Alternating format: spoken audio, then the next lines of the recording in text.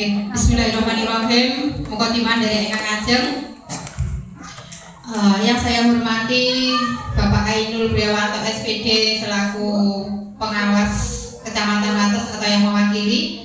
Yang saya hormati Ibu Kepala Sekolah UPT SD Negeri Mojorejo 3. Yang saya hormati ibu-ibu peserta KKG Guru Kelas 1 se-Kecamatan Wates. Saya ucapkan terima kasih atas kehadiran ibu-ibu pada hari ini. Kita pertemuan KKG di bulan Oktober.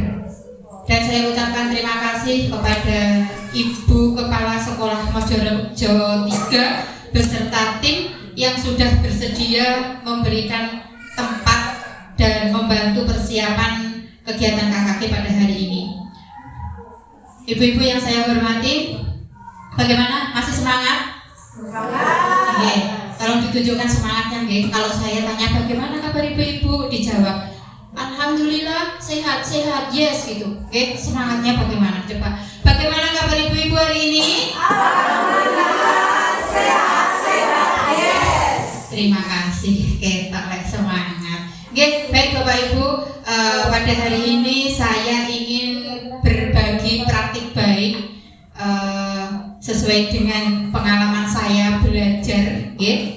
Saya belajar di guru penggerak, masih proses berjalan, namun saya juga pengen berbagi praktik baik di KKG pada hari ini, supaya ada tambahan ilmu buat kita semua. Katanya kalau ilmu dipendam itu tidak akan berkembang. Jadi saya ingin berbagi teman-teman dengan semua. Semoga kita sebagai guru kelas 1 nanti bisa menciptakan perubahan pendidikan sesuai zaman pada saat ini.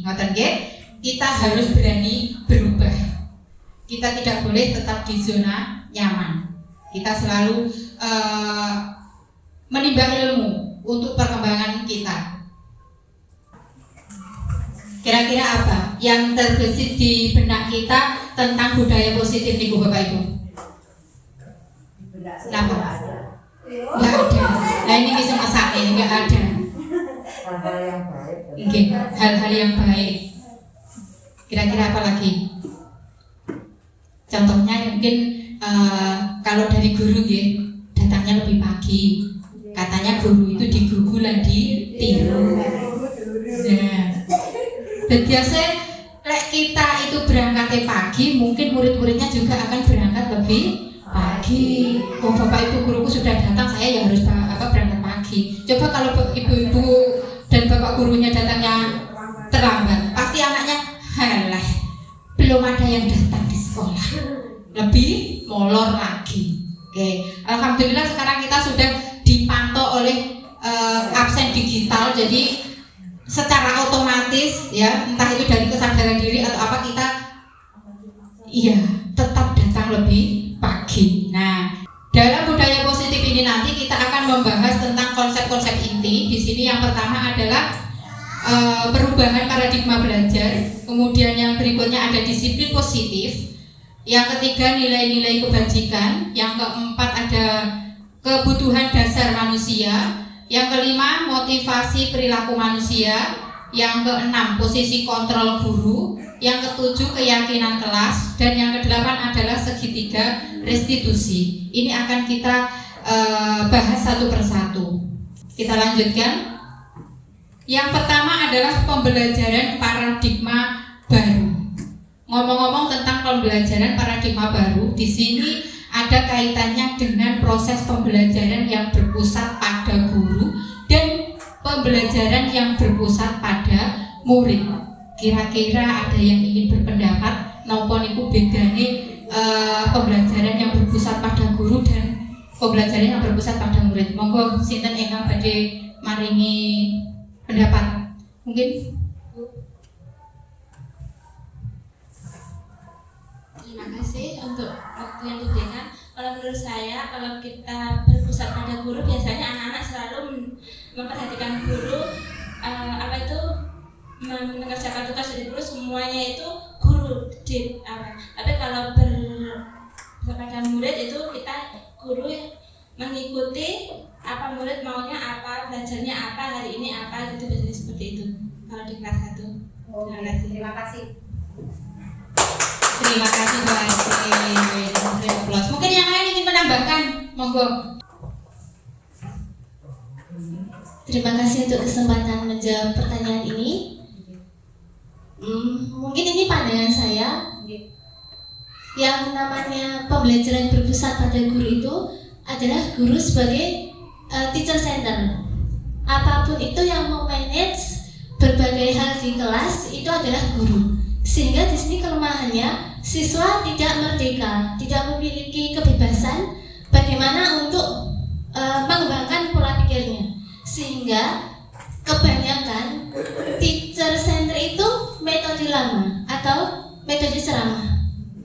Sementara itu kalau yang namanya berpusat pada siswa, justru guru ada di kelas tapi sebagai pendamping, sebagai fasilitator dan juga sebagai pengarah bagaimana siswa itu nanti akan belajar di kelas, sehingga siswa memiliki ruang untuk lebih mengembangkan pola pikir ataupun karakternya, bahkan bagaimana dia nanti bisa lebih maju lagi apabila memiliki sesuatu ide. Jadi guru tidak hanya sebagai penceramah atau pusat ilmu bagi anak-anak, tetapi juga guru bisa lebih memahami lagi bagaimana nanti pembelajaran di kelas berlangsung. Seperti itu. Terima kasih. Terima kasih.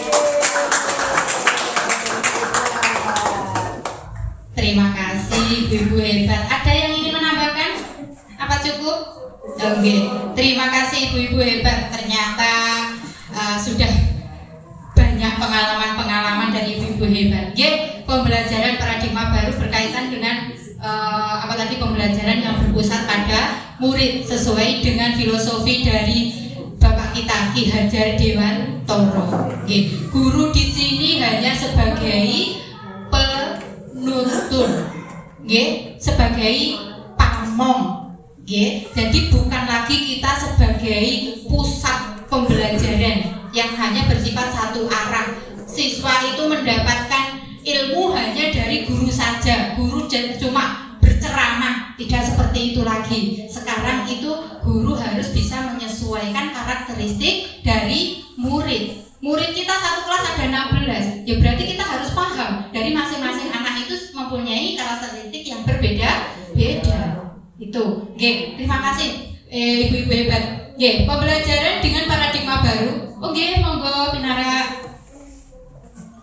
Pembelajaran paradigma baru yaitu di sini merupakan pembelajaran yang dirancang berdasarkan prinsip pembelajaran berdiferensi sehingga para murid belajar sesuai dengan kebutuhannya berdasarkan tahap perkembangan sesuai dengan teori psikologi modern untuk mewujudkan profil pelajar Pancasila. Nah, ada 6 dimensi profil pelajar Pancasila. Napa mawon ibu-ibu?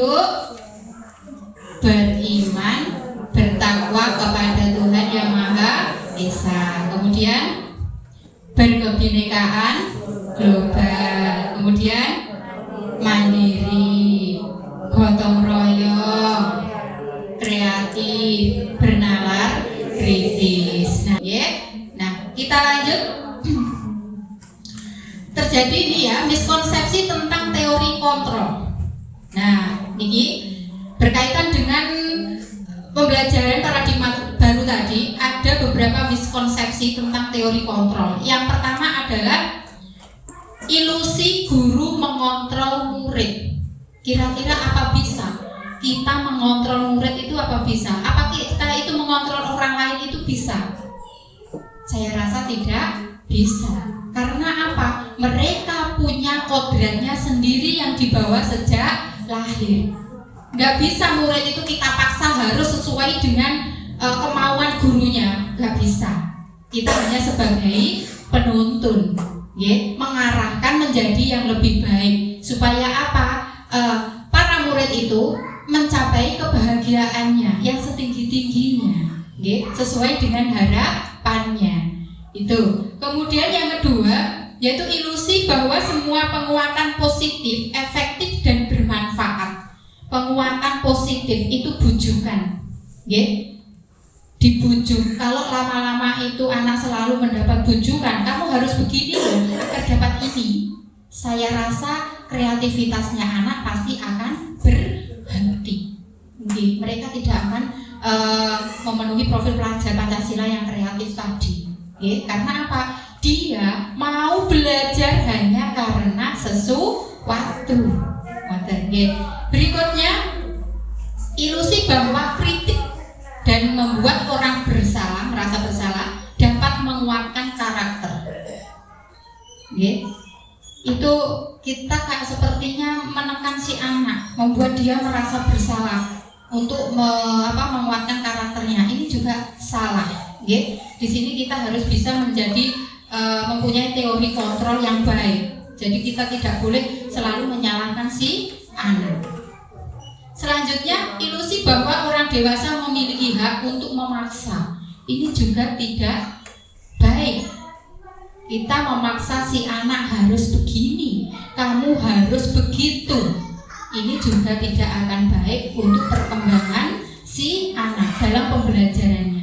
Inilah miskonsepsi tentang teori kontrol. Mengubah paradigma stimulus respon ke pendekatan teori kontrol. Ini masih berkaitan dengan miskonsepsi tadi. Di dalam stimulus respon di sini ada realitas kebutuhan kita sama. Namun dalam kenyataannya di teori tentang dunia ini, teori kontrol tentang dunia, realitas atau kebutuhan kita berbeda karena berlatar belakang karakteristik yang berbeda-beda. Cara belajar anak pun berbeda-beda. Apa saja Bapak Ibu? Ada yang visual, auditori, ada yang kinestetik. Jadi penerapan kita dalam pembelajaran pun tentunya juga berbeda. Selanjutnya, stimulus responnya semua orang melihat hal yang sama. Kenyataannya di teori kontrol setiap orang memiliki gambaran yang berbeda. Pandangannya pasti berbeda, itulah kenyataannya. Di stimulus respon kita mencoba mengubah orang agar berpandangan yang sama dengan kita. Namun dalam teori kontrol kita berusaha memahami pandangan orang lain tentang dunia. Kita yang harus bisa memahami orang lain. Kita tidak bisa memaksa orang lain itu pandangannya sama dengan kita. Oke. Kita lanjut yang berikutnya. Stimulus responnya adalah berperilaku buruk dilihat sebagai suatu kesalahan. Namun di teori kontrol semua perilaku memiliki tujuan. Contoh, si anak ini datang terlambat ke sekolah. Kebanyakan kita menganggapnya itu salah. Kamu salah, sudah datang terlambat. Kamu tidak mematuhi peraturan. Kebanyakan guru-guru seperti itu. Apakah kita sama? Persis. Persis. Saya kadang juga seperti itu. Ternyata setelah mempelajari materi ini, saya salah. Karena apa? Semua perilaku itu memiliki tujuan. Saya sudah mempraktekkan langsung, ya, dengan anak yang datangnya selalu terlambat. Kenapa? Saya panggil. Yang pertama, Dika, kenapa kamu datangnya selalu terlambat? Masih dingin, Bu. Nunggu air hangat. Yang pertama. Yang kedua, kenale. Dok, Put, kenapa kamu selalu datang terlambat? Dia menjawab, Bu, saya sudah tidak punya ayah. Saya ikut kerja, Ibu. Ibunya kerja setiap malam di warung gitu, kalau di rumah dia hanya ada emas, mungkin nggak nyaman, akhirnya ikut ibunya. Nah, dari warung kan pasti pulangnya malam, jadi si anak itu tadi bangkong. Di sini ibu-ibu. Jadi kalau kita bilang kamu salah, kamu selalu datang terlambat, kita langsung memarahi gini. Salah. Berarti namun apa, kita harus mengarahkan, nggih, menemukan solusinya gitu nggih. Jadi jangan langsung menuduh kamu ini. Nggih. Oke, kita lanjut. Orang lain bisa mengontrol saya. Dalam teori kontrol, hanya Anda yang bisa mengontrol diri Anda. Jadi orang lain tidak bisa mengontrol. Ya, hanya diri kita. Mau berbuat baik ya hanya diri kita. Saya mau berangkat pagi, kalau saya tidak mengontrol diri saya, yo angka males yang muncul. Nah, itu ya, contohnya seperti itu. Saya bisa mengontrol orang lain. Ini mau ya. Kemudian selanjutnya di sini Anda tidak bisa mengontrol orang lain. Sebaliknya juga sama. Jenengan juga tidak bisa mengontrol saya juga tidak bisa mengontrol jenengan. Intinya hanya diri kita sendiri. Pemaksaan ada pada saat bujukan gagal. Namun dalam teori kontrol, kolaborasi dan konsensus menciptakan pilihan-pilihan baru. Oke. Kemudian di stimulus respon, model berpikirnya menang kalah. Sedangkan di teori kontrol, model berpikirnya menang-menang. Win-win solution keliru ya. Di sini model belajarnya menang kalah. Gurune menang iso nyeneni muridé sing salah. Muridé kalah orang diseneni, ya loh. Tapi kalau di teori kontrol, ini pola berpikirnya menang-menang. Jadi nggak ada yang salah. Kita duduk bareng, ngomong dari hati ke hati, mencari solusi supaya tidak terulang kembali. Niki, mungkin dari sini ada yang ingin ditanyakan ibu-ibu? Oke, kita memang diajari untuk merdeka. Oke, gurune merdeka, muridé nggih merdeka. Namun tetap pada posisi kontrol. Nggih, mboten pareng nesu, kita harus mengontrol emosi. Niku, nggih, tapi niku saya yakin ya susah. Apalagi kalau kita bertemu dengan murid-murid yang aduhai, apalagi di kelas 1 nggih. Pengalaman kita kan di kelas 1 nggih gitu. Nah, kalau tidak ada saya lanjutkan. Pembahasan yang berikutnya adalah tentang disiplin positif. Kira-kira ada yang ingin berpendapat apa sih disiplin positif? Monggo sinten yang ingin berpendapat, saya persilakan. Monggo, nggak usah malu-malu. Nah, kita di sini sharing, okay? Nah, di sini sharing karena kita sama-sama guru kelas 1, okay? Monggo, nggak ada, saya lanjut ya kalau nggak ada.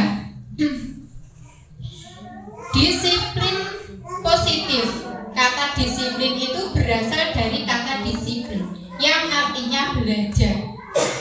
Kalau sebelumnya saya itu menganggap yang namanya disiplin itu berkaitan dengan aturan, gitu. Datang harus tepat waktu, semuanya diatur, gitu. Tidak boleh bolos, tidak boleh mencontek. Nah, disiplin itu mengacu pada disiplin diri yang memiliki tanggung jawab terhadap apa yang dilakukannya berdasarkan nilai-nilai yang diyakini. Disiplin positif merupakan salah satu cara penerapan disiplin yang bertujuan untuk menumbuhkan kesadaran serta memberdayakan peserta didik tanpa imbalan, tanpa penghargaan, tanpa reward, tanpa ancaman, tanpa hukuman.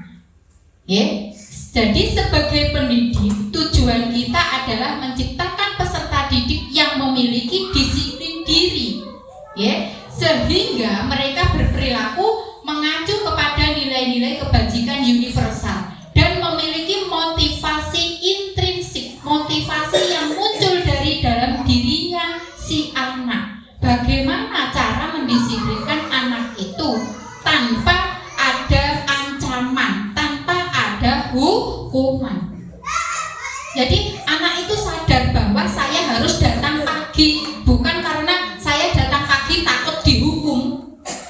Nah, gitu. Jadi cara memunculkan itu bagaimana? Itu ya seharusnya memang dicontohi dari diri kita dulu, gitu. Seperti yang di awal tadi, kalau gurunya datang pagi, tentu anak didiknya akan mengikuti datang pagi. Kalau saya rasa murid-muridnya pun juga akan disiplin dengan waktu. Coba kalau bapak ibu gurunya waktunya masuk masih nongkrong ngobrol, masih asik ngobrol, anaknya pasti berkeliaran kemana? Mana? Kita lanjut. Tentang disiplin positif itu berkaitan erat dengan nilai kebajikan. Ada yang tahu, ibu-ibu, apa nih nilai-nilai kebajikan? Ada yang berpendapat? Monggo, saya persilahkan. Waktu untuk kita semua, kita sharing di sini. Ibu, lanjut. Kita lanjut. Nilai-nilai kebajikan itu nilai yang disepakati bersama. Nilai-nilai kebaikan yang disepakati, misalkan kalau di kelas ya disepakati antara wali kelas dan murid. Kalau di sekolah ya disepakati oleh warga sekolah. Murid sepakat, gurunya sepakat, kepala sekolah juga sepakat. Nah, dalam menciptakan nilai-nilai kebajikan ini kita terlepas dari yang namanya bangsa, ya, suku bangsa, agama, bahasa maupun latar belakang. Dalam mewujudkan nilai-nilai kebajikan ini, kita tetap mengacu di sini yaitu ke profil pelajar Pancasila. Nah, yang isinya tadi ada 6 dimensi. Napa mawon? Beriman, bertakwa, kepada Tuhan Yang Maha Esa, dan berakhlak mulia, mandiri, bernalar kritis, gotong royong, kreatif, berkebinekaan global. Nah, selain itu nilai-nilai kebajikan yang ada di IPU, Primary Years Program. Nah, toleransi yang ada di situ tentang rasa hormat, integritas, mandiri, saling menghargai, antusias, empati, kemungkinan ada percaya diri, memiliki komitmen. Nah, ini yang ada di, ini bacanya apa sih? Guru bahasa Inggrisnya ada nggak di sini? IPO gitu ya, Primary Years Program. Kemudian untuk keterampilan hidup. Nah, di keterampilan hidup di sini dapat dipercaya, berarti harus jujur, memiliki nilai kebajikan, kejujuran, lurus hati. Hati ini bukan orang bengkok, mengapusi. Kemudian menjadi pendengar yang aktif, tidak merendahkan orang lain. Kita itu sama, di sini juga sama-sama belajar, kemudian memberikan yang terbaik dari diri kita. Kalau kita sudah memberikan yang terbaik untuk diri kita, pasti secara otomatis kita bisa memberikan hal yang terbaik untuk orang lain. Semua pasti berawal dari diri. Selanjutnya, kebutuhan dasar manusia berkaitan dengan nilai-nilai kebajikan. Semua orang, semua anak itu mempunyai yang namanya kebutuhan dasar manusia. Anak datang terlambat, anak nakal di sekolah, itu karena dia punya kebutuhan dasar di sini. Nah, kebutuhan dasar manusia adalah segala sesuatu yang kita lakukan untuk mendapatkan apa yang kita inginkan. Jadi seluruh tindakan yang kita lakukan itu memiliki tujuan, pasti mempunyai tujuan tertentu. Dan semua usaha yang terbaik yang kita lakukan adalah dalam rangka agar kebutuhan dasar manusianya itu terpenuhi dengan baik. Contoh, anak si A suka menjahili si B. Coba ditanya, bagaimana perasaanmu ketika kamu melihat temanmu kamu jahili? Saya senang dulu. Kancane nangis itu juga dia senang. Nggih napa mboten? Nah, itu ada kebutuhan dasar kesenangannya. Nah, itu padahal temannya nangis tapi tetap dijarak. Ngoten niku nggih wonten, nggih to? Nah, oke. Kita lihat apa saja kebutuhan dasar manusia. Kebutuhan dasar manusia itu ada 5. Ya, yang pertama itu bertahan hidup. Kalau bertahan hidup, jelas di sini berkaitan dengan makanan, tempat tinggal, pakaian, kesehatan. Semua orang pasti butuh. Ini tentang bertahan hidup. Kemudian yang kedua yaitu kasih sayang dan rasa diterima. Nah, kebutuhan dasar yang kedua ini semua orang juga membutuhkan. Kebutuhan akan hubungan dan koneksi sosial, kebutuhan untuk memberi dan menerima kasih sayang, dan kebutuhan untuk merasa menjadi bagian dari suatu kelompok. Intinya kita ingin dianggap, gitu loh ya. Dia membutuhkan kasih sayang. Coba saja dilihat anak didik kita di kelas, enten sing nempel kali gurune. Ada, karena apa? Dia ingin memenuhi kebutuhan dasarnya. Dia membutuhkan kasih sayang. Ada juga loh yang selalu cari perhatian dengan mengganggu temannya, itu tadi juga ada. Aslinya nopo? Pengen diperhatikan, gitu. Nah, ini juga kebutuhan dasar dia yang harus kita penuhi sebagai guru. Kebutuhan dasar yang ketiga yaitu penguasaan.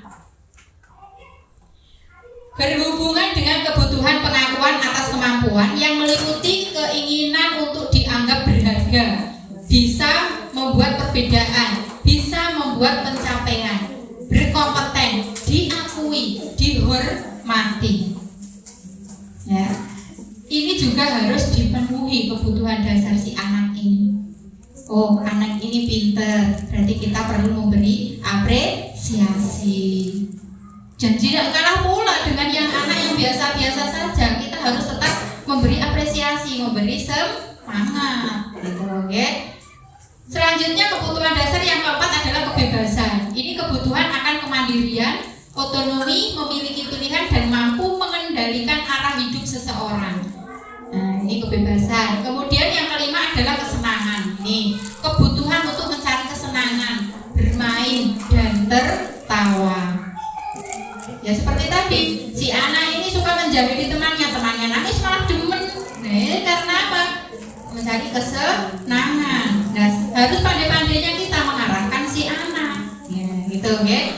Nah, selain itu, di saat jam istirahat, jamnya sudah istirahat, ya kita harus memberi waktu untuk istirahat karena mereka ingin bermain. Dia punya kebutuhan dasar untuk bermain, untuk bersenang-senang. Kita lanjut. Nah, motivasi perilaku manusia. Ini ada 3 motivasi yang dirangkum menjadi 2. Ya, motivasi ekstrinsik dan motivasi intrinsik. Di motivasi yang pertama yaitu untuk menghindari ketidaknyamanan atau hukuman. Kalau dari diri saya pribadi, saya tanya, Le, sampean selalu datang lebih pagi. Kira-kira mergo sampean semangat atau karena apa? Saya takut kalau telat Bu nanti dihukum. Nah, dia datang lebih pagi karena motivasi ekstrinsiknya menghindari ketidaknyamanan. Dia menghindari ketidaknyamanan atau hukuman. Ben ora dihukum jadinya. Nah, ini harus kita ubah menjadi motivasi intrinsik si anak. Nah, kemudian yang berikutnya untuk mendapatkan imbalan atau penghargaan dari orang lain. Saking kulino gurune ya, lek purite gelem maju jawab bener diwehi permen. Gitu, sing ora gelem maju tak wae permen. Si anak ini gelem panggahan maju, diparingi permen, kersane ngalah. Si ibu tadi yang suka memberi itu sakit, tidak masuk, dan digantikan oleh guru yang lain. Kira-kira apa yang akan terjadi? Apakah anak ini nanti mau ke depan tanpa diiming-imingi si permen? Sakit apa boten? Boten, mesti nggak mau maju. Karena apa? Tidak ada permen, tidak ada iming-iming, gitu. Nah, ini akan membunuh kreativitas anak juga ini. Okay? Ini harus kita hindari. Nah, jadi dari kedua motivasi ini, ya, ini merupakan motivasi ekstrinsik. Okay? Nah, sebaiknya kita mulai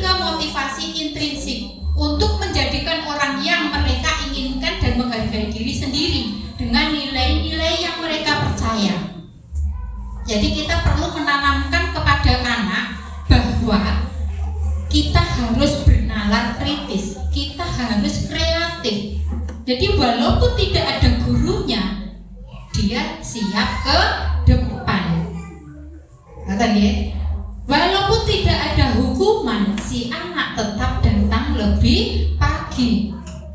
Dia punya tanggung jawab untuk mengerjakan keyakinan kelasnya, menjaga kebersihan. Nah, ini yang sulit terjadi.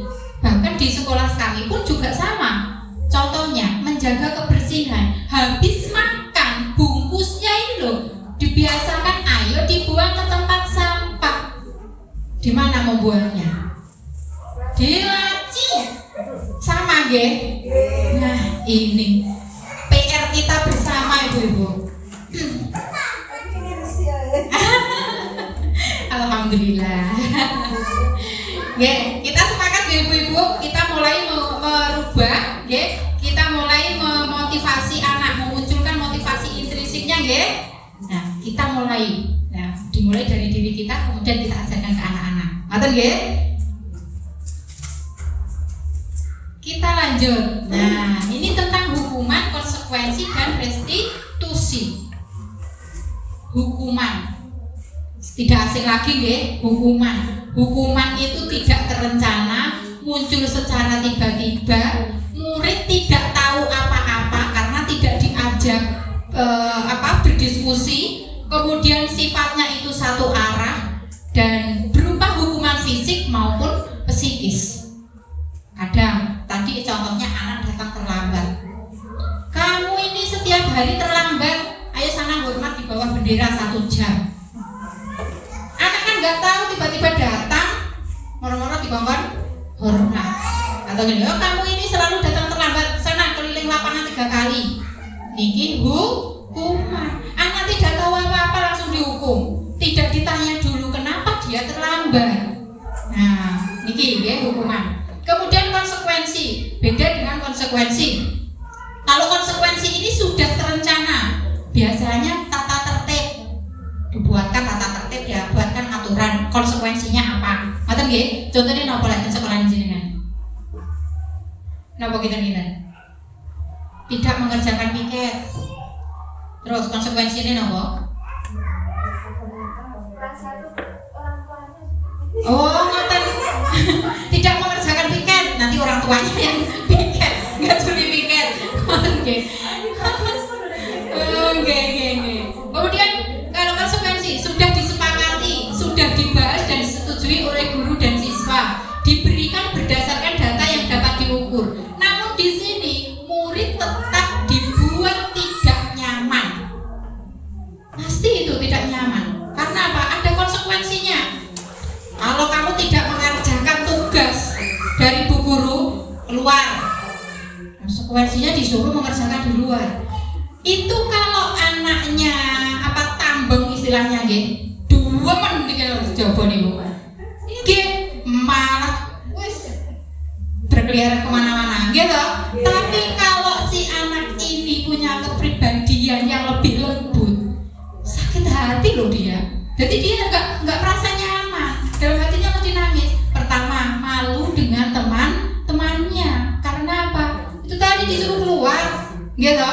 Nah, ini konsekuensi itu tetap membuat murid tidak nyaman. Hukuman maupun konsekuensi itu beresiko baik berjangka panjang maupun berjangka pendek. Kemudian yang diharapkan dari Bapak Ibu guru itu ini Ibu-ibu, restitusi. Apa sih restitusi? Restitusi itu adalah proses menciptakan kondisi bagi murid untuk memperbaiki kesalahannya. Proses kolaboratif yang mengajarkan murid untuk mencari solusi atas masalahnya. Nah, nanti saya tunjukkan video penerapan restitusi di sekolah kami. Jadi di restitusi ini si anak datang terlambat. Tadi saya contohkan anaknya datang terlambat. Kemudian anaknya bertengkar karena apa? Temannya selalu mencontek. Ada Bu Rizka itu di kelas 1 itu marah karena apa?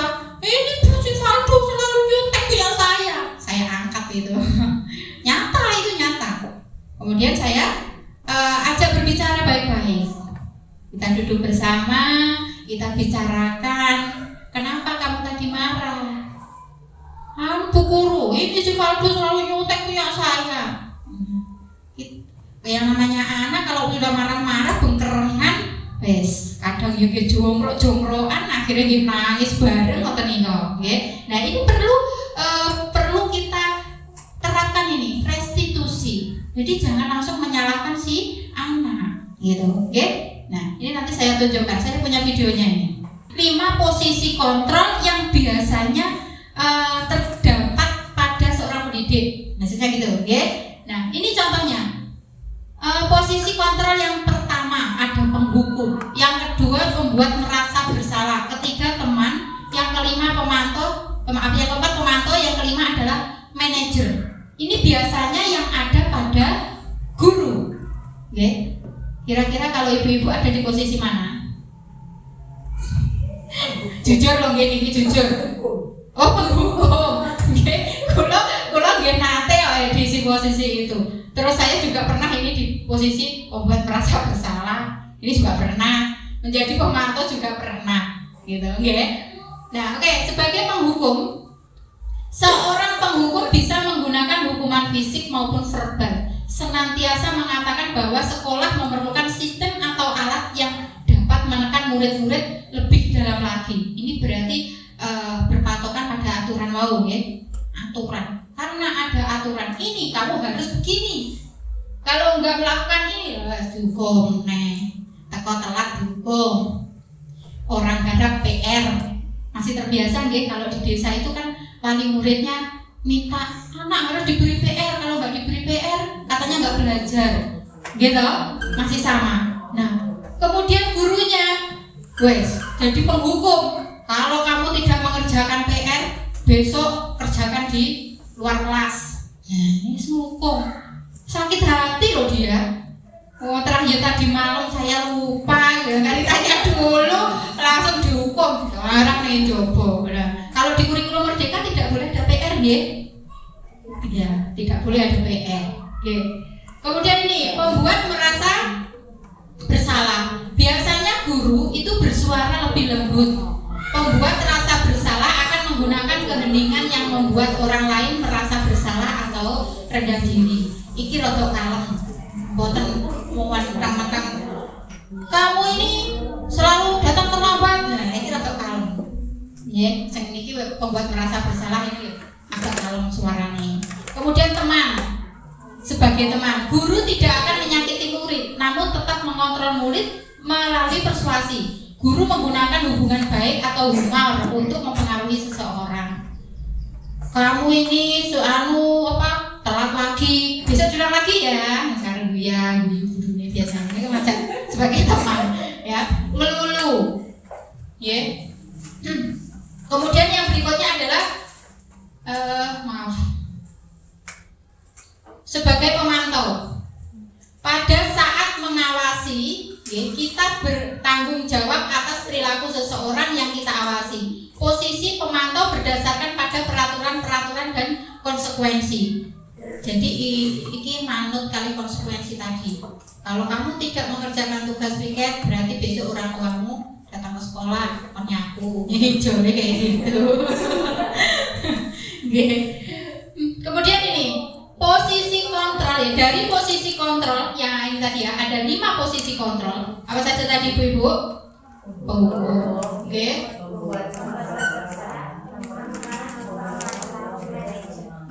Yang sangat diharapkan kepada kita sebagai seorang guru itu adalah sebagai manajer yang terakhir niki. Jadi manajer di sekolah itu bukan hanya kepala sekolah loh, nggih. Kita semua bisa menjadi manajer di kelasnya masing-masing, ya. Posisi di mana guru berbuat sesuatu bersama murid, mempersilahkan murid, mempertanggungjawabkan perilakunya, mendukung murid menemukan solusi atas masalahnya. Nah, sebelum kita bawa ke kepala sekolah, kita sebagai guru harus bertindak sebagai manajer terlebih dahulu. Nah, kita ajak ngomong bersama, duduk, kita ngobrol dari hati ke hati, gitu. Oke. Coba kita lihat penerapannya. Di sini ada contohnya. Contoh penerapan 5 posisi kontrol guru. Ini saya angkat kasusnya. Siswa datang terlambat ke sekolah karena sing sore dan dimanapun itu mesti ada. Nggih mboten? Pasti ada. Ini saya ambil yang kisah umum saja. Kalau ini sifatnya hukuman ya, posisi kontrolnya hukuman.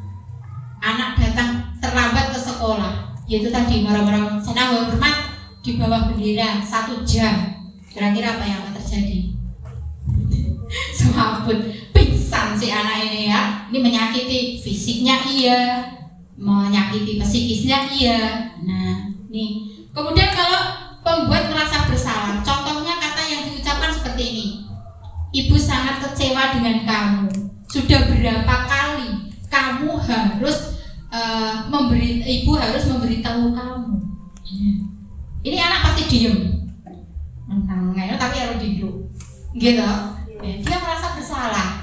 Nah, kemudian masih dengan contoh yang sama, kasus yang sama ya, siswa datang terlambat ke sekolah. Kalau sebagai teman, apa yang diucapkan di sini? Contohnya ini. Ayo patuhi aturan sekolah. Tolong bantu ibu ya, sekali ini saja. Ya sudah, tidak apa-apa. Lain kali jangan sampai berbuat seperti itu lagi ya. Katanya sekali.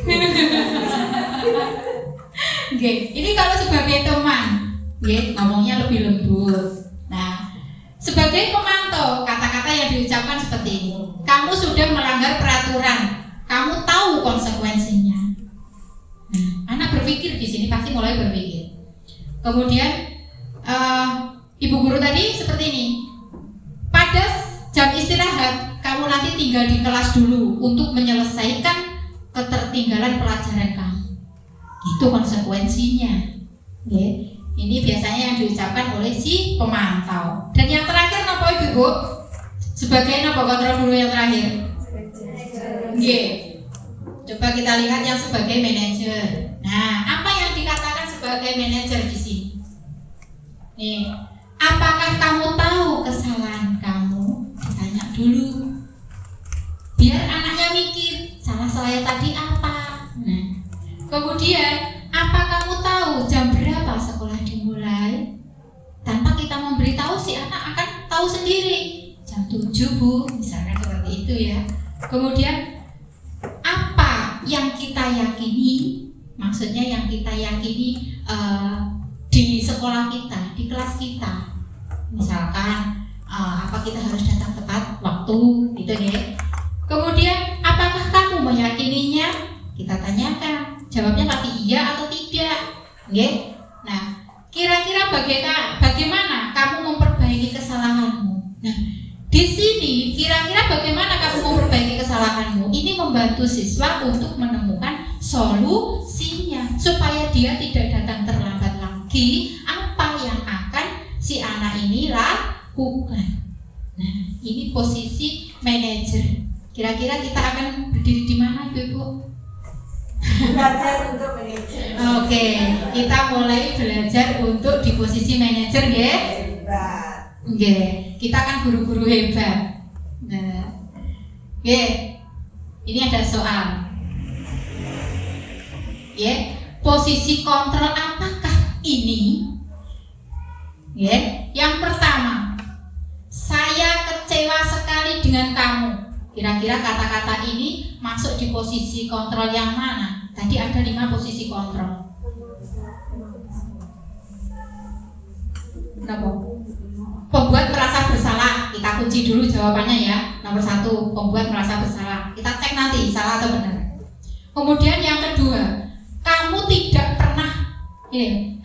pernah benar melakukannya. Kira-kira ada di posisi apa ini?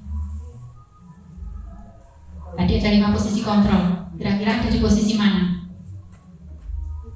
Pembuat merasa bersalah, penghukum, pemantau, teman, atau manajer? Pemantau. Kita kunci. Dicatat ya. Kok jawabannya salah apa bener? Oke. Kemudian yang ketiga, ayolah lakukan demi saya ya. Teman.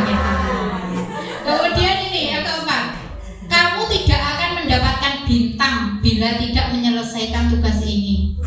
Diancam loh ini. Hukuman. Apa rencanamu untuk menyelesaikan ini? Manajer. Tadi yang pertama apa? Membuat merasa bersalah. Yang kedua, pemantau. Yang ketiga, teman. Yang keempat, penghukum. Yang kelima, manajer. Kita kunci jawabannya, kita cek salah nopo bener ya. Bener pinten? Bener satu. Salah dua. Ini minta nilai berapa ini? 60. Oke. Saya kecewa sekali dengan kamu. Nah, ini berarti posisi kontrolnya adalah pembuat merasa bersalah. Kemudian yang kedua, kamu tidak pernah benar melakukannya. Ini posisi penghukum. Kemudian ayolah lakukan demi saya ya, teman. Benar ya tadi, teman. Kemudian ini, kamu tidak akan mendapatkan bintang bila tidak menyelesaikan tugas ini ya. Sebagai pemantau, karena ada konsekuensinya. Kalau kamu tidak menyelesaikan tugas, maka ibu tidak akan memberikan bintang. Berarti ini sebelumnya pasti ada kesepakatan. Siapapun yang sudah menyelesaikan tugas akan mendapatkan bintang. Ya, ini sudah disepakati, makanya berhubungan dengan konsekuensi. Kemudian yang terakhir, apa rencana untuk menyelesaikan ini? Yaitu sebagai manajer. Jadi ditanyakan solusinya apa, rencana kamu apa, biar anak berpikir sendiri. Ya. Mungkin dari sini ada yang ingin ditanyakan. Nggih, monggo. Kita sharing di sini. Mohon maaf ya, kesempatan kedua untuk saya berbicara. Nah, mungkin ini hubungannya dengan paradigma kita di sekolah. Hubungannya dengan bagaimana kita menyikapi siswa yang sekiranya melanggar aturan dan bagaimana cara kita untuk menanganinya. Yang kata kasarnya adalah hukuman. Begini, yang panjenengan tadi sampaikan adalah permasalahan dalam diri siswa, yaitu keterlambatan datang. Nah, yang ingin saya tanyakan, bagaimana jika masalah yang terjadi di sekolah itu menyangkut dengan siswa yang lain? Jadi ada sesuatu antara satu siswa dengan siswa lain. Contoh misalkan yang mungkin terjadi ya, salah satunya ya di sekolah saya itu adalah pemalakan antar siswa. Kakak kelas memalak adik kelas. Nah, di situ sudah ada laporan. Nah, sudah ada laporan, otomatis guru menampung, yang bersangkutan dipanggil. Nah, apa itu? Nanti dari cerita saya, mungkin dari panjenengan atau teman-teman yang lain juga bisa menanggapi, guru ini sudah sebagai posisi kontrol apa ya? Kasusnya sudah dipanggil, kemudian kita sebagai guru bersikap netral, bertanya, kenapa kamu berbuat seperti itu?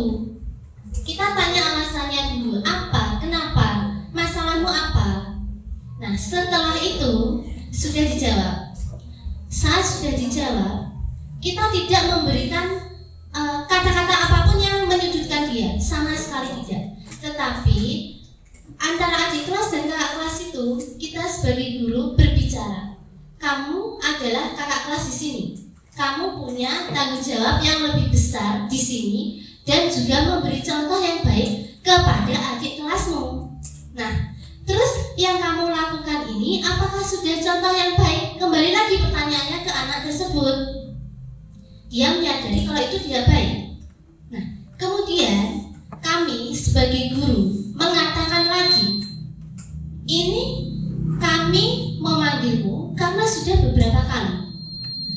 Kemudian kamu pengennya apa? Kalau sampai kamu berbuat lagi seperti ini, karena kamu sudah menyakiti adik kelasmu.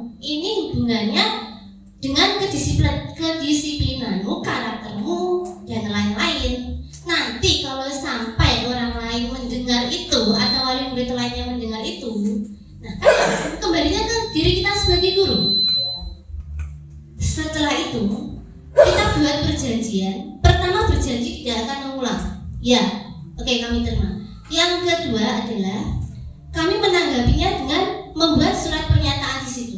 Nah, membuat surat pernyataan tertanggal hari itu, kemudian isi suratnya adalah saya bernama ini, kelas ini tidak akan mengulangi perbuatan saya lagi.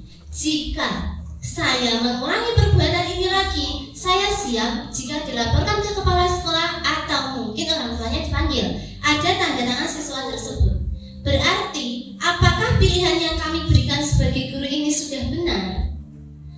Karena kami juga bersikap netral, bagaimana maunya siswa tersebut, atas sikap tanggung jawabnya itu bagaimana? Seperti itu, Bu. Nah, kemudian dia berani untuk tanda tangan di situ, tertera di situ, dan kami sebagai guru lainnya, sebagai penguat juga bersaksi loh ya di sini. Berarti kalian sudah berjanji loh ya? Iya, kami berjanji. Nah, sudah. Di situ kita tidak memberikan hukuman apapun, tidak disuruh menyapu, tidak disuruh untuk keluar, untuk ini tidak. Juga tidak pernah mengucapkan satu kata pun kami sebagai guru, kamu salah. Tidak, kita tidak pernah seperti itu. Kita kembali lagi, kamu ke kelas, dia di kelas. Nanti keluar dari pintu ini, kamu sudah tidak ada masalah dengan adik kelasmu juga memaafkan kamu. Jadi 0-0, kita saling memaafkan. Nah, kalau ada laporan lagi, ini saya pegang. Sikap kita sebagai guru atas permasalahan tersebut menurut panjenengan juga guru-guru lain itu sebagai kontrol apa? Apakah kita masih ada sesuatu yang perlu kita perbaharui lagi dari sikap kita menghadapi para siswa? Terima kasih. Tepuk tangan untuk Ibu Dakilanya. Terima kasih. Ada yang ingin menanggapi? Monggo. Dari 5 posisi kontrol tadi, kira-kira dari masalah yang terjadi di mana, Bu? Iya, di UPT SD Negeri Ringin Rejo 3. Mungkin ada yang ingin menanggapi? Monggo. Saya persilakan sebelum saya jawab. Bunda mau monggo yang lain. Di sini gak ada yang salah loh. Kita sharing ya, kita sharing. Kita sama-sama pasti di sekolah kita pasti ada masalah-masalah seperti itu. Mungkin ada yang menanggapi? Monggo, saya beri kesempatan. Oke, monggo. Orang tekan enggak? Agak ke depan saja agar terlihat gambarnya. Monggo, ada. Assalamualaikum warahmatullahi wabarakatuh. Waalaikumsalam warahmatullahi wabarakatuh. Ini hanya sekedar pendapat saya. Kalau menurut pengalaman saya di sekolah, jika ada siswa yang berulang kali melakukan kesalahan dan 1-2 kali sudah kita peringatkan, 3 kali sudah kita peringatkan, kalau saya sebagai guru di sekolah itu wajib memberi hukuman. Tapi kalau saya untuk hukuman itu tidak perlu hukuman fisik, melainkan hukuman yang bisa contoh mendidik ya. Contoh, kamu harus menghafal surat ini. Nah, jadi siswa tersebut tidak menyepelekan. Misalnya peringatan pertama tidak didengarkan, selalu diulang lagi. Kedua diulang, ketiga kita tidak memberi hukuman. Nah, siswa itu nanti akan berpikir, alah, aku ngulang ya mek gur diomongi, mek gur di gimana ya? Hanya sekedar ancaman, tidak benar-benar dihukum. Kalau langsung, misalnya 3 kali langsung memanggil orang tua atau kepada kepala sekolah, itu menurut saya tidak tidak efektif. Jadi kita harus, bukan kita ya, saya. Kalau saya, pengalaman saya memang murid siswa-siswa di Sumber Arum itu memang mohon maaf ini memang takutnya hanya kepada saya, ngapunten. Karena yang berani memberi hukuman itu nggih rencana Bu Vita ngoten. Mesti Bu Vita ngoten. Soalnya nggih namanya guru kadang ada yang tega, kadang ada yang tidak. Tapi insya Allah saya kalau memberi hukuman tidak dengan fisik, tapi dengan cara yang mendidik. Contoh itu menghafal surat atau membuat cerita tentang materi kelas misalnya kelas 4, kelas 5 materi IPA, IPS itu saya suruh merangkum 2 halaman atau berapa halaman gitu. Nah, kalau sudah begitu, siswa akan berpikir, oh iya nanti kalau saya ulangi lagi, ada yang tahu, nanti saya dihukum lagi. Jadi setidaknya kita memberi efek jera untuk siswa tersebut melakukan kesalahan yang sama, begitu. Oke, terima kasih. Terima kasih tepuk tangan. Ada lagi yang ingin menambahkan mungkin? Betul-betul? Saya tambahin ya. Dari masalah dirinya 3 tadi, karena ada pemalakan dari kakak kelas ke adik kelas, saya rasa gurunya sudah mulai menerapkan ke kontrol manajer. Sebenarnya seperti itu. Dan untuk mengatasi yang dari Bu Vifta tadi, itu juga hukuman tapi yang mendidik. Nah, ini juga hal yang baru gitu. Anak itu tidak dikenai secara hukuman fisik, ya dia tidak akan merasa sakit, tapi dia akan nambah ilmu karena tadi disuruh menghafal surat. Misalkan di sini surat apa Bu? Surat Al-Kafirun, ngoten nggih. Nah, ini dia malah jadi pinter gitu dengan terpaksa. Nah, padahal tadi niatnya dia menghukum, memberi efek jera. Ngoten nggih? Nah, oke. Terima kasih ibu-ibu sudah memberikan motivasi untuk hari ini. Tepuk tangan untuk kita semua. Saya hanya ingin menambahkan dirinya 3. Apakah sudah membuat keyakinan kelas atau keyakinan sekolah? Belum.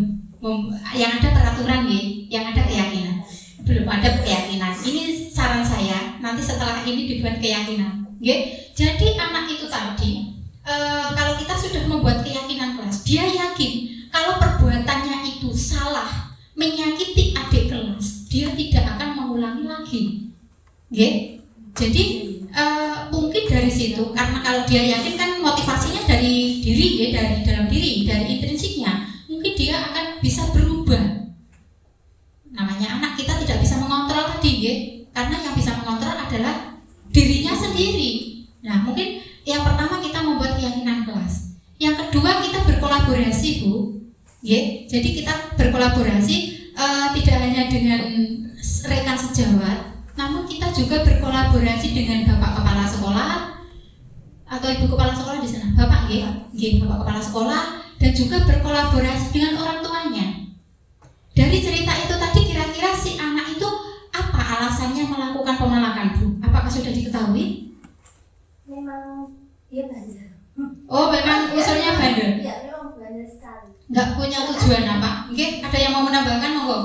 Maaf ya Bu sebelumnya. Nah, untuk kasus kemarin saya menambahin monggo. Setelah itu saya memanggil anaknya.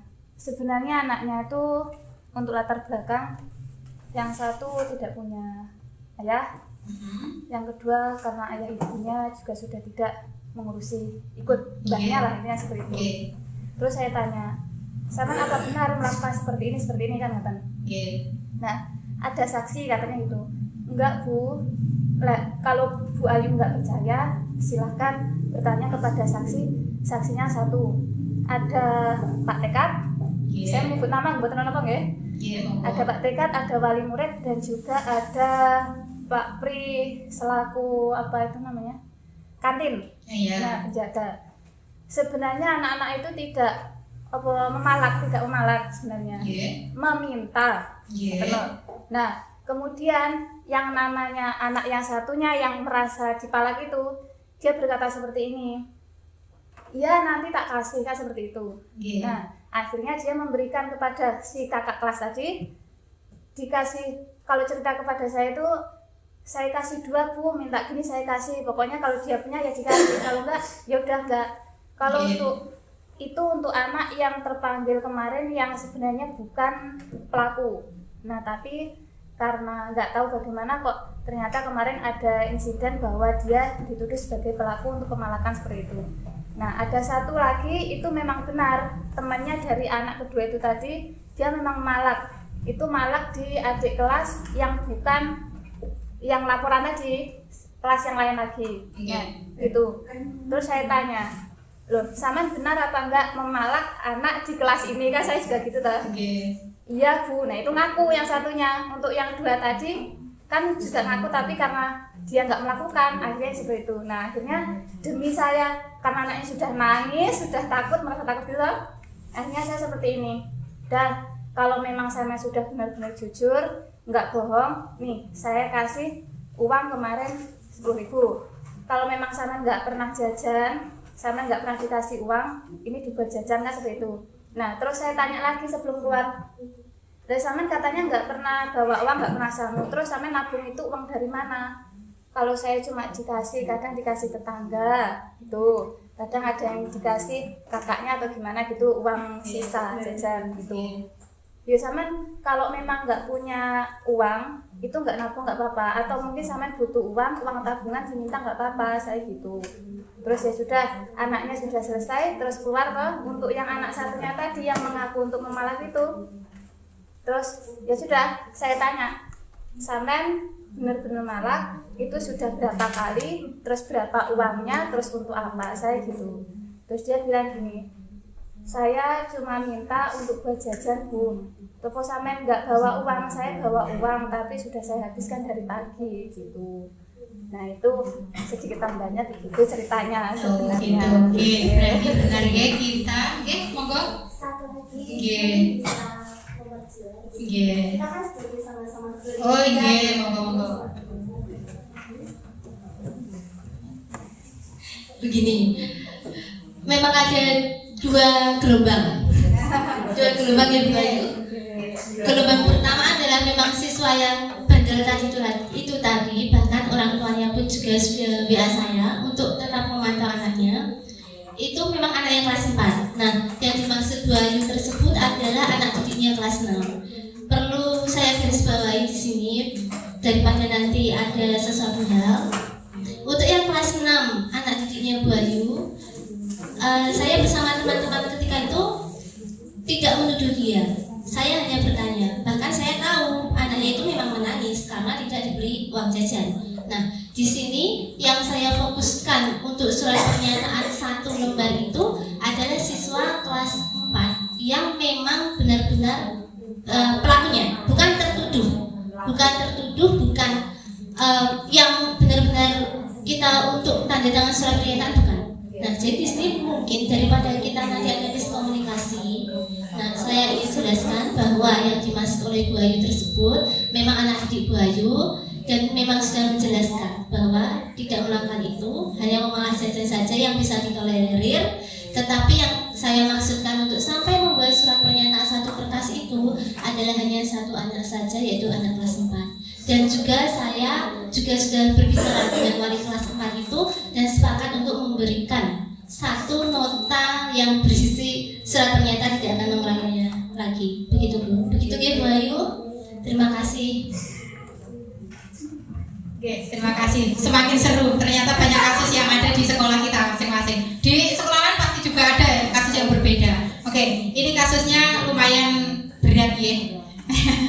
Oke, tapi dari tindakan panjenengan tadi intinya kan tidak menghukum ya. Kita jangan sampai menghukum yang gimana ya istilahnya, yang berat ngoten nggih. Kita di sini silakan itu tadi nggih menerapkan posisi kontrol sebagai manajer. Tapi di sini tadi sudah mulai nampak posisi manajer. Dan mungkin ya setelah ini nanti bisa dibuat tentang keyakinan kelas tadi kita buat bersama. Dan betul ya kalau kita itu istilahnya menanggapi suatu masalah dari si anak, memang kita harus tanya dulu latar belakangnya apa. Seperti yang dikatakan Bu Ayu tadi bahwa latar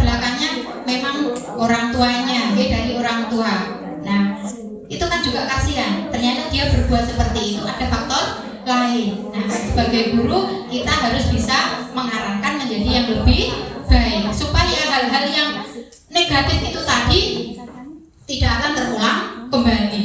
Ngoten nggih? Nggih. Terima kasih. Ibu-ibu sudah mulai menerapkan posisi kontrol sebagai manajer. Nggih. Semoga kedepannya hal seperti itu tidak akan terulang kembali. Nggih. Pesan saya buat keyakinan kelas dulu yang disepakati oleh si anak dan juga guru. Nggih. Kita buat kesepakatan, keyakinan. Nggih. Kemudian kita berkolaborasi baik bersama orang tua maupun juga bersama Bapak Ibu guru yang ada di sekolah. Ngoten nggih? Nggih. Terima kasih. Kita lanjutkan untuk materi berikutnya. Ini nggih, masuk ke keyakinan kelas. Mengapa keyakinan kelas? Nggih. Mengapa keyakinan kelas? Mengapa bukan peraturan kelas? Tadi di depan sudah dijelaskan. Kalau peraturan, peraturan kelas dibuat oleh guru tanpa meminta pertimbangan dari murid, bersifat memaksa, berasal dari motivasi ekstrinsik. Kalau melakukan peraturan ini tadi peraturan kelas itu tidak disepakati oleh murid. Sedangkan kalau keyakinan kelas itu dibuat berdasarkan keyakinan bersama antara murid dan guru. Keyakinan kelas bersifat lebih abstrak, lebih rinci dan konkret. Motivasinya adalah motivasi intrinsik. Jadi seperti yang dilakukan Bu siapa tadi? Bu Yanti. Nah, yang dilakukan Bu Yanti, Bu Ayu, Bu Vifta. Nah, ini sebenarnya kalau saya melihat dari awalnya adalah niki ke peraturan kelas. Ngaten nggih? Supaya anak ini jera, harus saya beri ini, kan gitu. Nah, nanti kita coba buat keyakinan kelas. Kalau itu tadi berarti aturannya apa? Kan dilarang apa itu tadi? Contoh saja yang mudah nggih. Misalkan dilarang mencontek. Kalau kasus di sekolah kami kemarin kan tukaran daerah-daerah apa? Diturun kan ngoten nggih. Mungkin keyakinan kelasnya bisa diubah menjadi jujur. Kalau di peraturan kelas mungkin ada kata dilarang mencontek. Mungkin kalau peraturan kelas seperti itu, nggih. Dilarang bertengkar. Berarti dalam keyakinan kelas bisa kita ubah kata-katanya, nggih, menjadi hidup rukun. Nah, ini harus kita munculkan dalam hati si anak. Tentu dengan contoh. Anak itu kalau tanpa contoh cuma diberi peringatan dan peringatan, saya rasa juga tidak akan mempan. Nah, pembentukan keyakinan kelas. Ini contoh pembentukan keyakinan kelas. Keyakinan kelas itu bersifat abstrak, tidak terdefinisi, berupa pernyataan-pernyataan universal, dibuat dalam pernyataan positif. Pernyataan positif niku maksudnya yaitu tadi tidak ada kata-kata negatif, dilarang, tidak boleh. Kemudian apa lagi? Harus, harus datang tepat waktu. Nggak usah diberi harus. Kalau keyakinan kelas, katakanlah saja di situ buatnya datang tepat waktu. Gitu saja. Kemudian mungkin ada apa tadi yang bertengkar tadi saya contohkan. Mungkin bisa diganti hidup rukun. Mungkin juga ada peraturan seperti ini, harus mematuhi peraturan kelas. Buat saja kata-katanya yang positif. Patuhilah peraturan. Patuhilah. Memaksa nih nggih. Kemudian ada anak yang sering membuang sampah sembarangan gitu nggih. Mungkin peraturan kelasnya dilarang membuang sampah sembarangan. Bisa diganti buang sampah di tempat sampah. Itu menggunakan kata-kata yang positif. Jangan sampai menggunakan kata dilarang. Harus. Nah, gitu ya. Nah, ini harus disepakati dulu. Nggih, membuat keyakinan kelas itu tidak harus banyak, nggih. Nah, tidak harus banyak, jadi sedikit saja sehingga mudah diingat. Ini yang sebelah kanan ini adalah contoh kesepakatan kelas. Mudah diingat oleh anak-anak dan mudah untuk diterapkan. Yuk, sesuai dengan kondisi kelas dan sekolah sehingga mudah untuk diterapkan ini. Semua warga sekolah atau warga kelas dilibatkan dalam membuat keyakinan kelas. Jadi dalam pembuatannya nanti kita jelaskan dulu apa sih bedanya peraturan kelas, apa sih bedanya keyakinan kelas. Kemudian dari masing-masing anak tadi kita beri mungkin pot-it ya. Kemudian anak menuliskan, kamu mempunyai keyakinan apa? Gitu. Mungkin keyakinan dia harus jujur, tulis saja jujur. Nah, setelah anak tadi menuliskan di dalam pot-it, ditempel, ya, ditempel mungkin di papan tulis atau kita buatkan kertas yang kita tempel gitu, ya. Kemudian kita definisi di situ, ya. Jika masih ada yang kurang tepat, kita benarkan. Jika ada yang sama, kita ambil salah satu saja, ya, sampai ketemu yang namanya keyakinan kelas.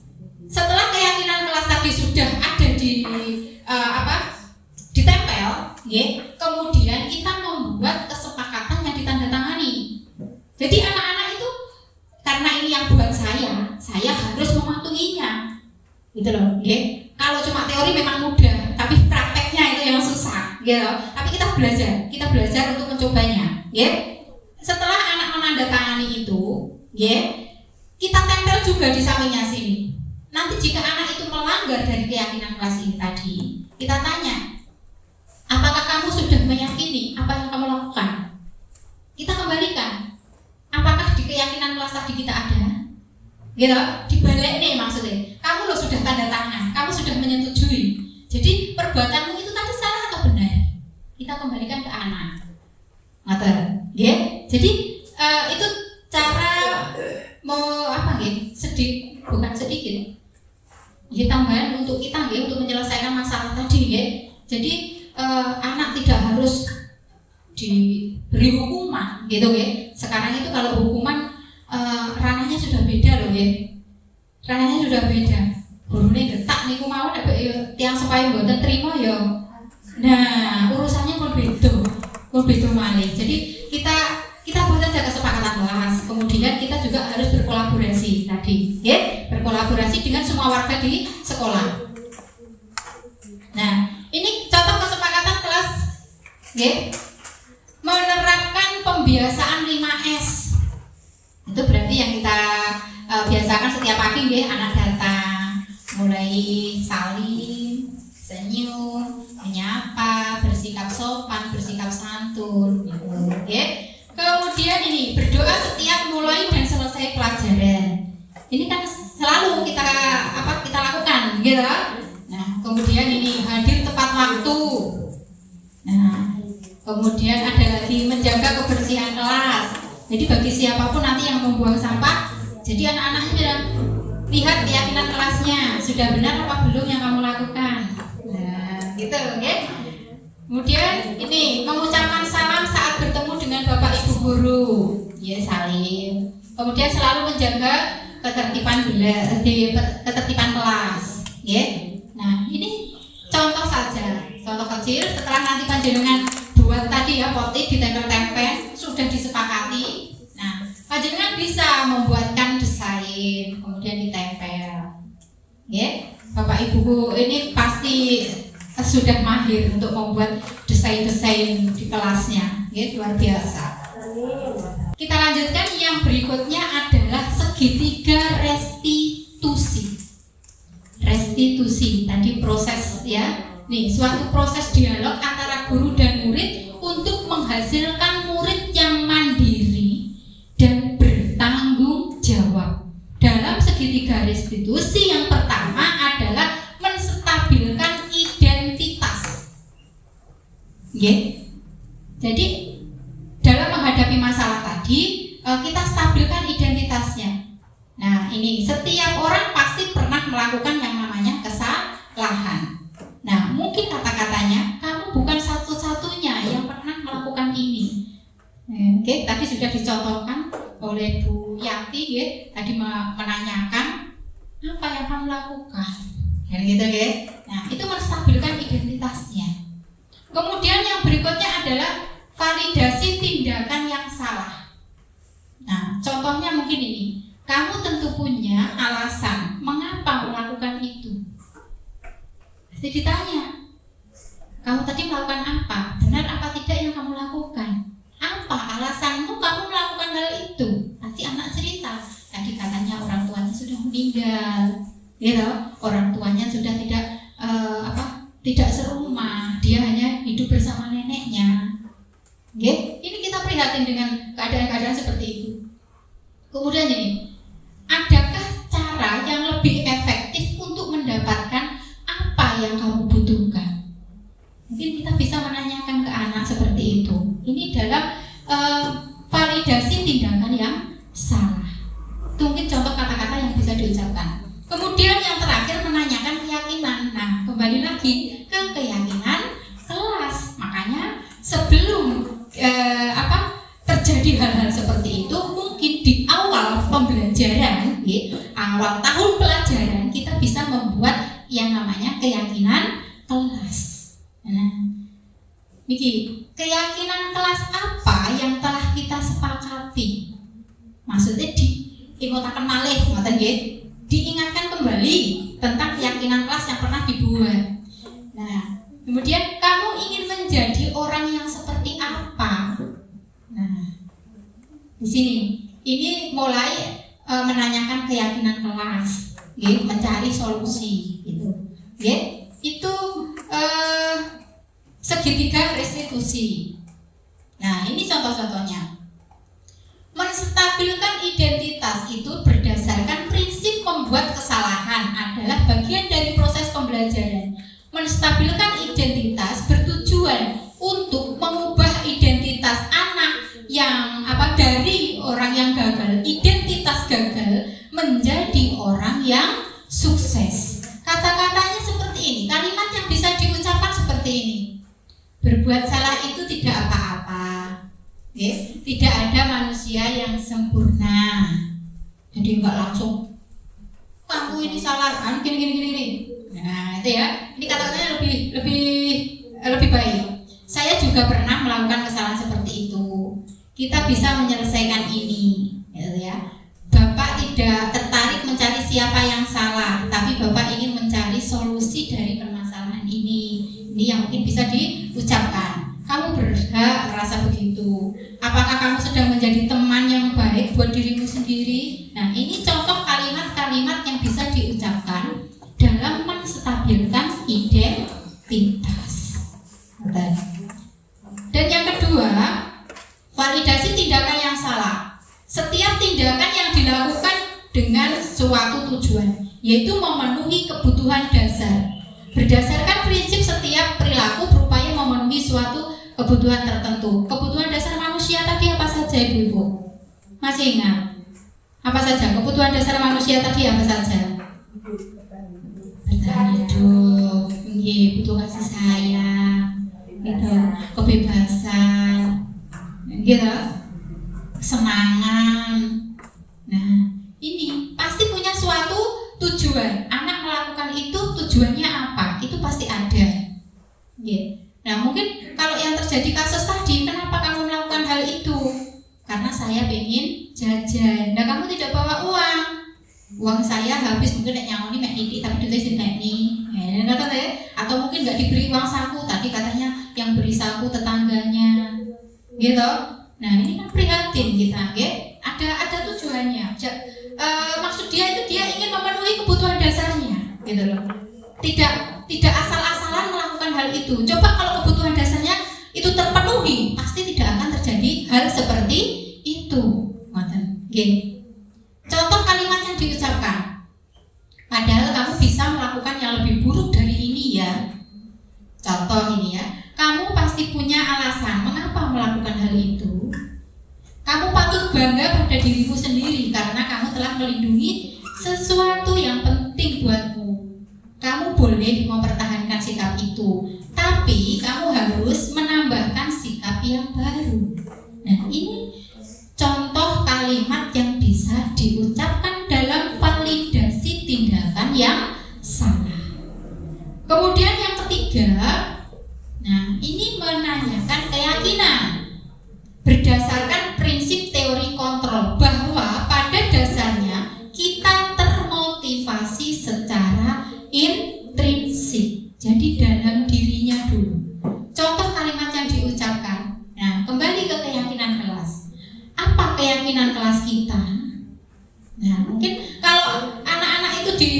diajak bersama-sama membuat keyakinan kelas, pasti dia masih ingat apa saja, ya.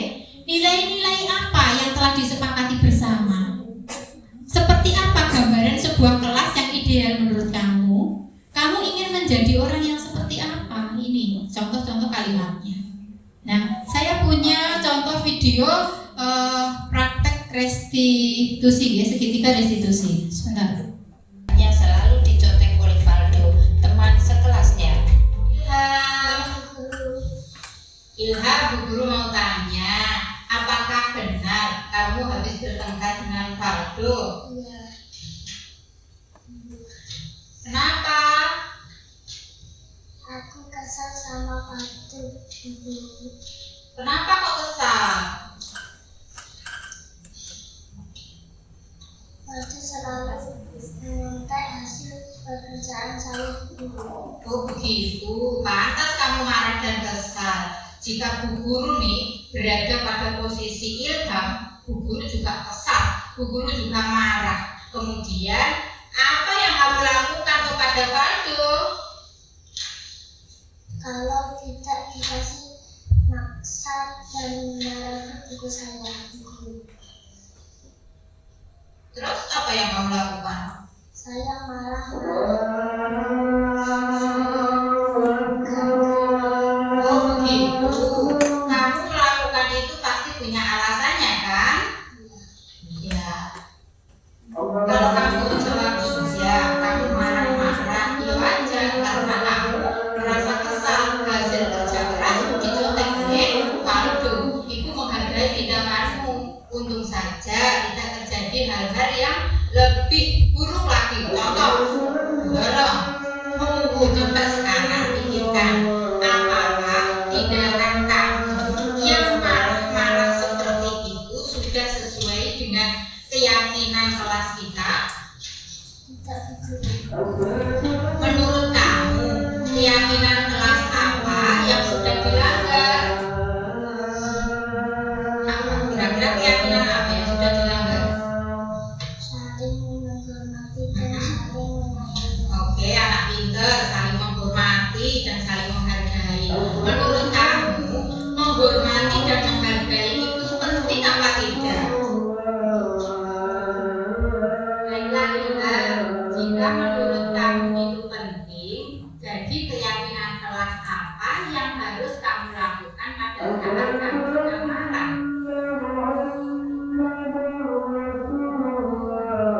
Kita harus sabar, menunda yang baik. Apakah kamu bersedia memperbaiki kesalahan ini? Pinter. Apa yang akan kamu lakukan untuk memperbaiki masalah ini?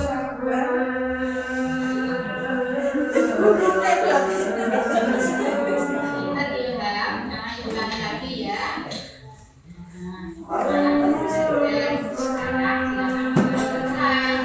Itu contoh penerapan segitiga restitusi, ya. Jadi kita tidak membuat anak itu merasa takut. Terkadang memang kalau anak itu kita panggil ke ruang guru, harus dihukum, harus diseneni, mesti lah ke teman-temannya seperti itu. Dia sudah takut karena sudah nangis duluan. Nah, namun kalau kita ajak diskusi, kita ajak ngomong bareng, kita mencari solusinya, pasti anak itu akhirnya akan memiliki jiwa yang bertanggung jawab. Ngoten, ya? Itu contohnya. Nah, ini sebagai penutup. Dalam penerapan program disiplin positif, hendaknya guru memiliki standar kepribadian profesional dan sosial yang baik, di mana guru mampu merefleksikan dirinya dalam posisi kontrol saat ini, sebagaimana perjalanan dirinya sebagai among, sebagai manajer, ya, yang menuntun murid-muridnya menjadi insan yang mandiri, merdeka, dan bertanggung jawab. Ini diambil dari Standar Nasional Pendidikan. Jadi kita kembali ke semboyan Bapak Ki Hajar Dewantoro. Kita sebagai penuntun, bukan penuntut.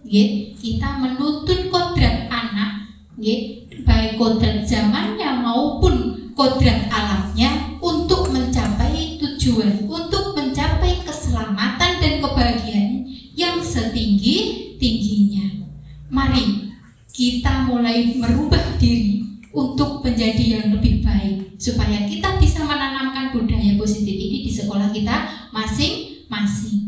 Mungkin materi dari saya cukup sekian. Ada yang mau ditanyakan lagi, Bu-Ibu? Apakah sudah cukup?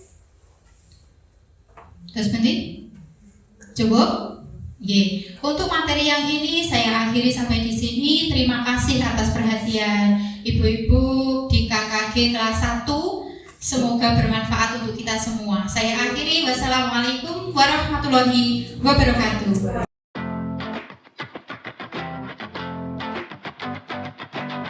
Assalamualaikum warahmatullahi wabarakatuh. Waalaikumsalam warahmatullahi wabarakatuh.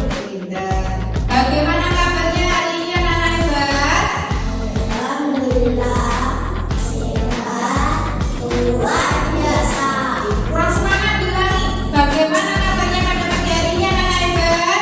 Alhamdulillah sehat luar biasa. Oke, terima kasih anak-anak hebat. Sebelum kita mulai kegiatan pada pagi hari ini, yuk kita berdoa. Seperti biasa, kita mulai berdoa dengan sebuah nyanyian. Satu jari kananku, satu jari kiriku, ku gabung jadi dua, ku buat jembatan. Dua jari kananku, dua jari kiriku, ku gabung jadi empat, ku buat kamera. Tiga jari kananku, tiga jari kiriku, ku gabung jadi enam, ku buat menara tinggi. Empat jari kananku, empat jari kiriku, ku gabung jadi delapan, ku buat telinga kelinci. Lima jari kananku, lima jari kiriku, ku jadi 10, ku siap berdoa. Berdoa dimulai. Berdoa selesai. Amin. Baiklah anak-anak hebat, untuk kali ini kita akan belajar membuat keyakinan kelas. Ada yang tahu apa itu keyakinan kelas?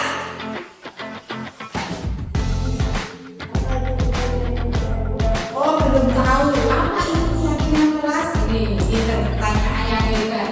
Keyakinan berasal dari dalam hati kita. Kita yakin akan sesuatu hal. Contoh keyakinan kelas itu contohnya seperti ini. Boleh tidak kalau kita datangnya terlambat?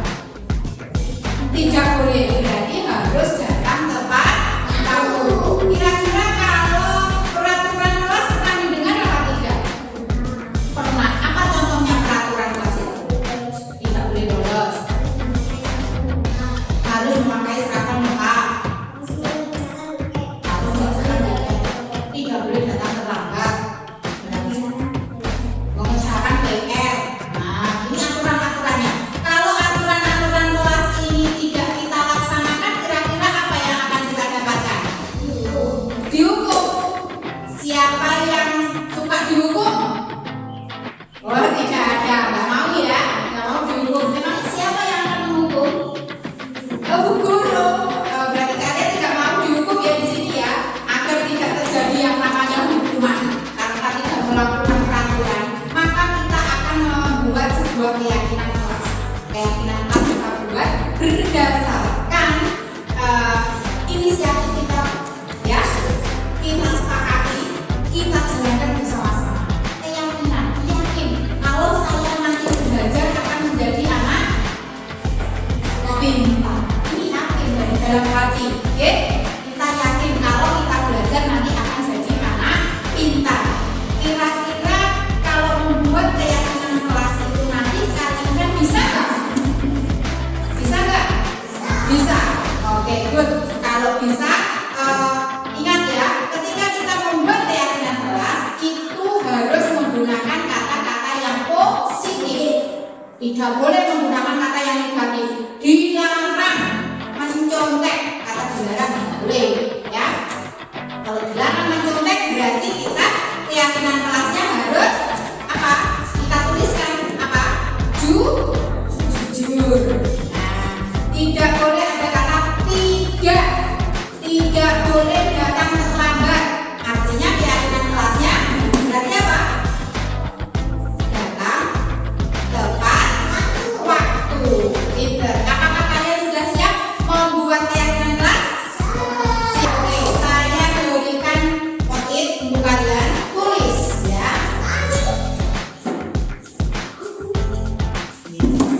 Dan dituliskan. Nanti yang sudah selesai langsung ditempel.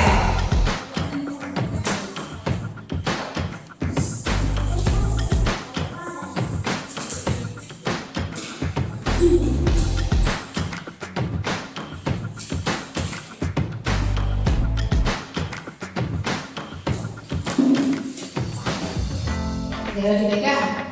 Hidupnya yang rapi. Oke, dipegang. Yuk, dituliskan. Siapa yang sudah selesai bisa ke depan untuk menulis. Menempel ya, silakan ditempel di depan bagi yang sudah selesai. Sudah, silakan ditempel.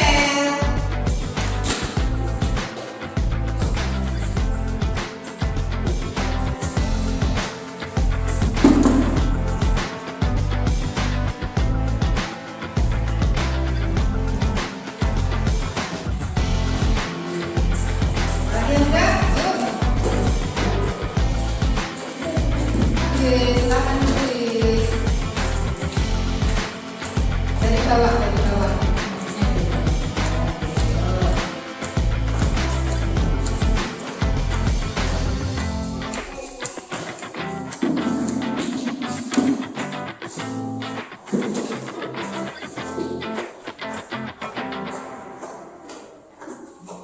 Ayo Aurel, ditempel Aurel. Sini. Nah, yuk ditempel ke depan.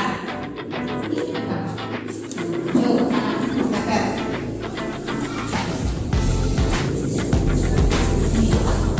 Ya, oke, terima kasih.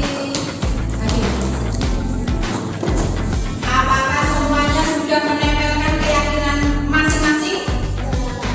Oke, kalau kamu sudah menuliskan keyakinan, berarti kamu harus yakin untuk melaksanakan loh ya.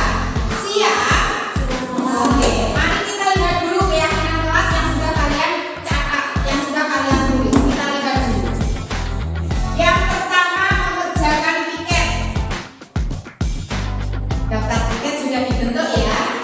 Sudah, berarti semua anak harus melaksanakan piket sesuai dengan jadwal. Oke, terima kasih piket. Kemudian mengerjakan PR. Berarti anak-anak mau diberi PR setiap hari? Mau? Memangnya kalau tidak ada PR tidak mau mengerjakan? Tidak seperti itu ya anak-anak hebat. Kita tidak harus diberi PR, tapi kita harus apa? Kita belajar. Jadi ini kita ganti ya kata-katanya ya. Kita ganti apa? Coba kira-kira kita ganti apa? Rajin. Oke, kita ganti menjadi, saya coret ya. Kita ganti menjadi rajin belajar. Kita ganti kata-katanya. Nah, kemudian ada mengucap salam. Oke, mengucap salam. Mengucap salam, kemudian sopan. Mengucap salam dengan sopan. Kira-kira kalau ini kita gabung jadi satu, melaksanakan pembiasaan 5S. Ya, saya adakan itu ya. Apa saja? Salam. Terus sopan. Terus sapa. Ya toh? Santun. Nah, gimana kalau kita ganti di sini menjadi kata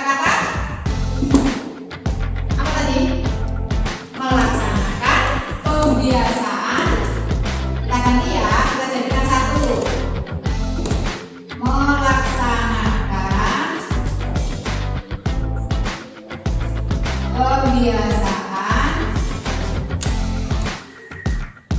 5S. Nah, 5S. Oke. Salam, sapa, sopan, santun gitu ya. Nah, ini harus kita laksanakan. Saat ketemu guru berarti harus saling, harus menyapa. Kemudian hadir tepat waktu. Kalau hadir tepat waktu berarti anak-anak datangnya lebih pagi. Jujur. Oke, boleh. Jujur. Berarti tidak boleh kan? Tidak boleh mencontek. Kemudian berdoa. Oke, boleh. Berdoa. Berdoa sebelum memulai pelajaran dan sesudah selesai pelajaran. Lanjut, menjaga kebersihan. Menjaga kebersihan ini kira-kira sama nggak dengan menjalankan piket? Boleh ya kita lakukan di sini ya. Kita ambil satu saja kata-katanya, yaitu menjaga kebersihan. Kalau menjaga kebersihan berarti sudah mengerjakan piket, membuang sampah kemana? Ke tempat sampah ya. Bungkus jajan tidak boleh dimasukkan di dalam laci, berarti harus dibuang ke tempat sampah. Itu ya, menjaga kebersihan. Lanjut, di sini adalah selalu menjaga ketertiban kelas. Oke, menjaga ketertiban kelas saat kalian menerima pelajaran. Kira-kira boleh tidak kita rame? Boleh tidak kita membuat gaduh? Tidak boleh. Berarti kita harus mendengarkan, harus memperhatikan. Nah, sekarang kita sudah mendapatkan ini keyakinan kelas. 1. Menjaga kebersihan. 2. Rajin. 3. Melaksanakan pembiasaan 5S. Hadir tepat. Terus lanjut berdoa. Kemudian menjaga ketertiban. Menjaga ketertiban kelas. Kata selalunya kita harus menjaga ketertiban kelas. Dari keyakinan kelas yang sudah kalian angkat ini, apakah anak-anak sudah yakin? Benar? Sudah disepakati betul? Kira-kira ada yang perlu ditambahkan apa tidak? Karena kita sudah mendapatkan ini keyakinan kelas. 1. Menjaga kebersihan. 2. Rajin. 3. Melaksanakan pembiasaan 5S. Hadir tepat. Terus lanjut berdoa. Kemudian menjaga ketertiban.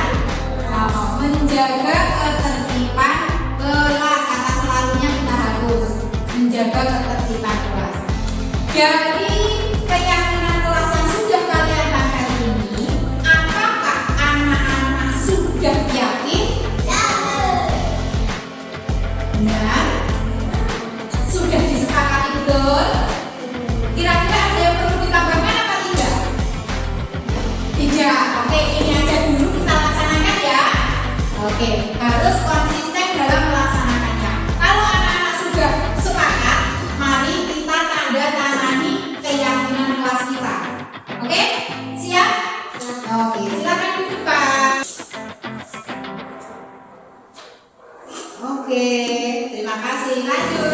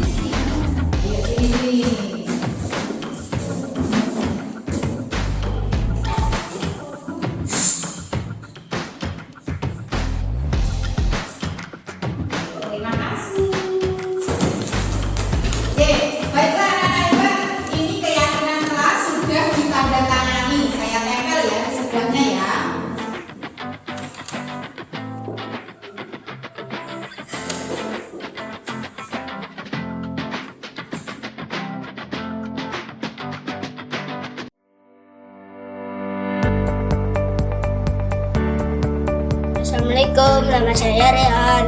Assalamualaikum, nama saya Malik. Halo, nama saya Ilham. Halo, nama saya Faldo.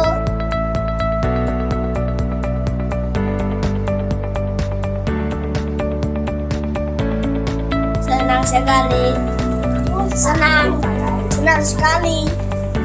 Senang sekali.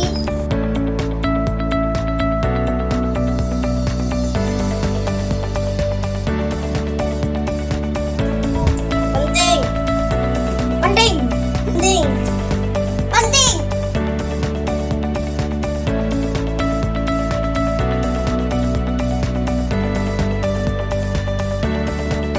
Membuat kita disiplin. Membuat kita menghargai orang lain. Membuat kita tanggung jawab. Membuat